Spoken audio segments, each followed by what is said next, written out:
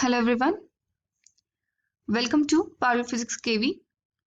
इस वीडियो में हम अपना रे ऑप्टिक्स वाला चैप्टर कंटिन्यू करेंगे। First let's discuss about plane mirror. Plane mirror क्या होता है? It is a highly polished smooth surface.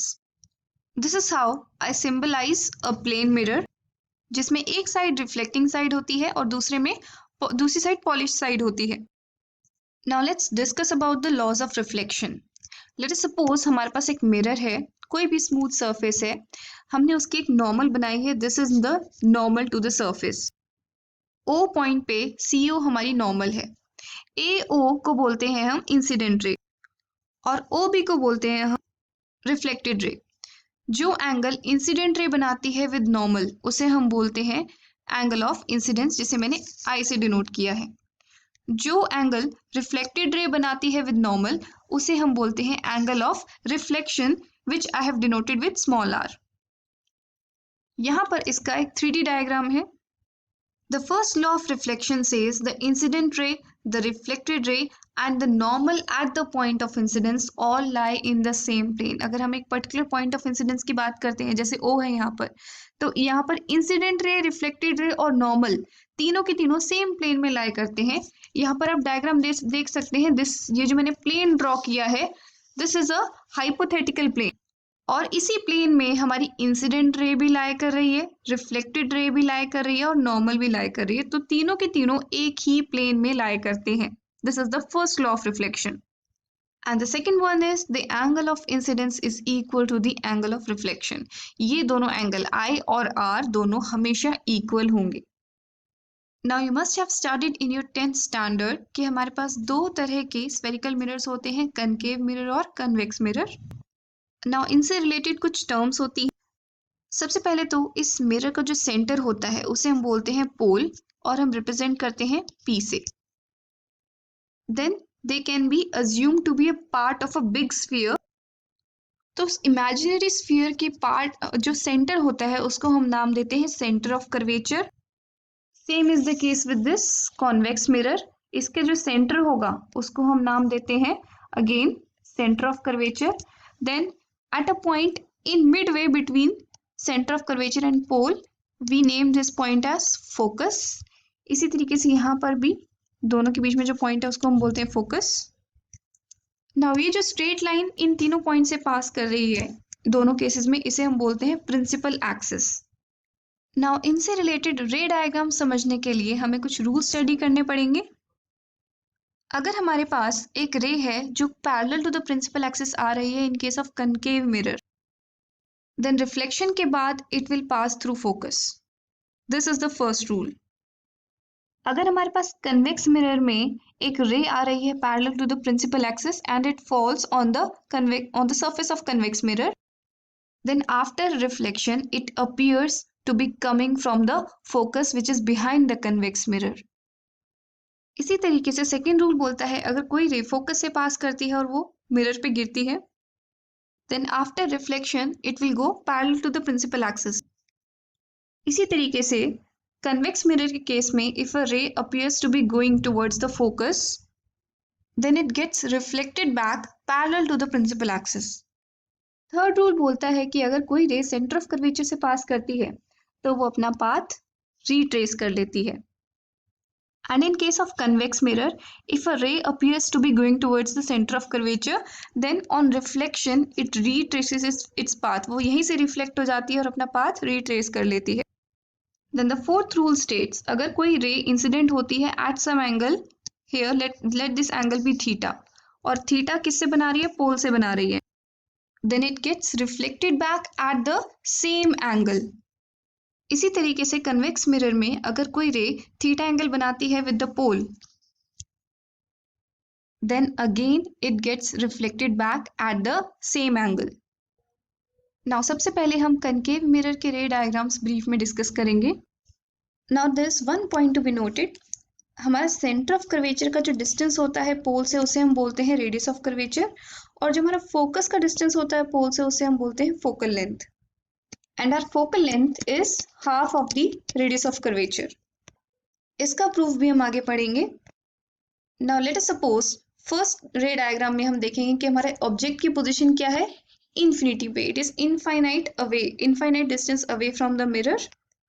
कोई भी ऑब्जेक्ट अगर इनफाइनाइट डिस्टेंस अवे होता है मिरर से तो उस केस में पैरेलल रेज आती हैं, those rays are parallel to each other and parallel to the principal axis. So we have the first rule, that is the rays coming parallel to principal axis will pass through the focus। तो इसमें image कहाँ बन रही है हमारी, focus पे हमारी image बनेगी। The nature of image will be, it will be real, inverted and highly diminished। ये point size image होगी। Next we take the object to be behind center of curvature, center of curvature के पीछे है। Then वो रे जो principal axis के parallel आ रही है वो फोकस से पास करेगी। देखो we need two rays to form an image, तो हमने एक रिफ्लेक्टेड रे तो बना ली है, जो फोकस से पास करने वाली रे है वो सीधा पैरेलल जाएगी। And this is my image which is being form between C and F। ये C और F के बीच में बन रही है और हमें दिख रहा है इसका नेचर छोटा है। This is a diminished image, दो सॉलिड रेज से बनी है, so it's a real image, it can be obtained on a screen. Inverted है, a real image is always inverted and it is diminished।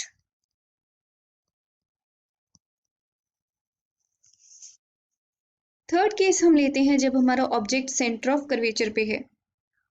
तो अगेन जो ray parallel to the principal axis जाती है, after reflection it will pass through focus and the one passing through focus will go parallel to the principal axis after reflection.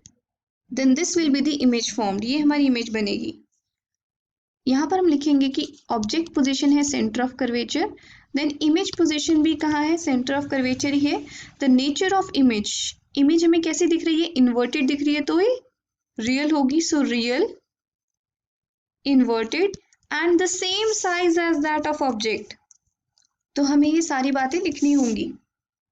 Now let's keep the object between centre of curvature and focus. जो ray principal axis के parallel जाएगी after reflection it will pass through focus.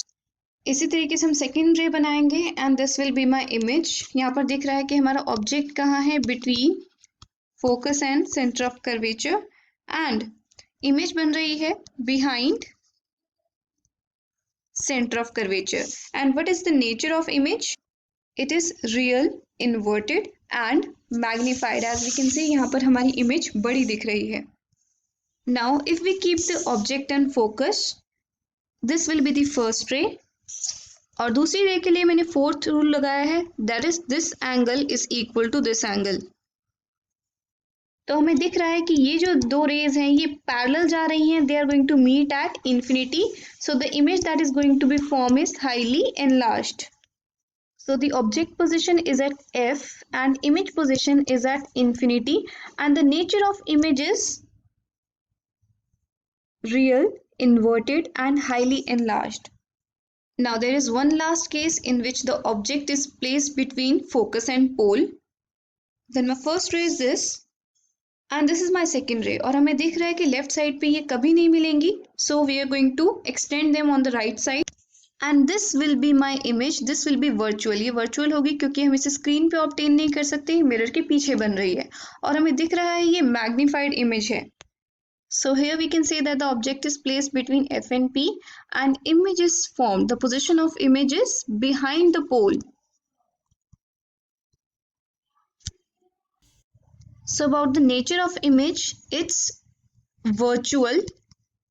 If image is virtual then it has to be erect। तो ये erect भी होगी और ये कैसी दिख रही है, हमें magnified दिख रही है। So these were the 6 ray diagrams of concave mirror. Now let's take up the ray diagrams for convex mirror. इस केस में हमारे पास दो ही केसेस होंगे। The first one is when the object is placed at infinity। उस case में हमें पता है कि rays parallel to the principal axis आती हैं, then they diverge in such a way that they appear to be coming from focus। तो इस केस में हमारी image virtual होगी because ये dotted line से मिलकर बनी है and it's a point sized image। So we will write that object position is at infinity and image position is at focus, and in this case the nature of image is it's virtual।